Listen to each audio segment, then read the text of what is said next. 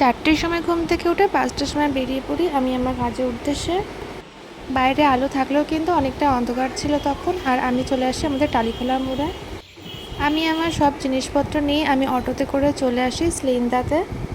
অনেকে বলেছিল যে 6:30টায় নাকি বাস, তার জন্য আমার লেট হয়ে যেতে বলে আমি অটোতে করে স্লিন্দাতে চলে আসি। আর সকালবেলার ওয়েদারটা এতটাই ভালো লাগছিলো বলে ঠিক বোঝানোর মতন না। সেখান থেকে টোটো ধরে আমি চলে আসি দত্তফুলিয়া, আর দত্তফুলিয়ার থেকে আমি চলে আসি 22 মাইল। 22 মাইল নেমেই দেখতে পাচ্ছেন আপনারা আমি কোথায় এসেছি। তারপর চলে আসি আমি দুষ্টুর বেডরুমে। তো এখানে হচ্ছে ওরকে আমি মেকওভারটা কমপ্লিট করি। আর এই শাড়িটা কিন্তু দুষ্টুরই শাড়ি ছিল, এটা কিন্তু আমি নিয়ে যাইনি, এটা ওর শপের কালেকশন।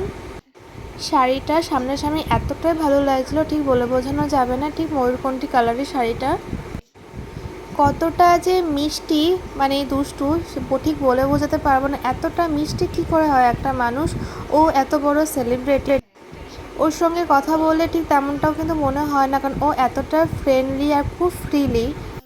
ওদের বাড়ির প্রত্যেকটা মানুষই এতটা ভালো বিহেভিয়ার, ঠিক বলে বোঝানো যাবে না। এতটা ভালো লেগেছে আমার ওদের বাড়িতে যে, বিশেষ করে ওকে সাজানোতে আমার কাছে খুব ভালো লেগেছে। আপনাদের কাছে কেমন লেগেছে সেটা অবশ্যই কমেন্টের মাধ্যমে জানাবেন আপনারা।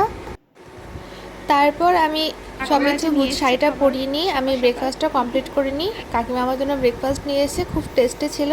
তারপর হচ্ছে দুষ্টুকে মেকআপ করার আগে লেন্সটা পরিয়ে নিতে বলি, যাতে কিনা পরবর্তীতে সমস্যা না হয়। লুকটা একটু অন্যরকমভাবে করার চেষ্টা করা হয়েছিল বলে শাড়িটা ঠিক এইভাবে পরানো হয়েছে। যেহেতু অনেকটা সকালবেলায় গেছিলাম, তার জন্য ওকে বলেছিলাম তুমি শুয়েই থাকো, আমি তোমাকে শুয়েই মেকআপ করি। তো দেখা হচ্ছে নেক্সট পার্টে।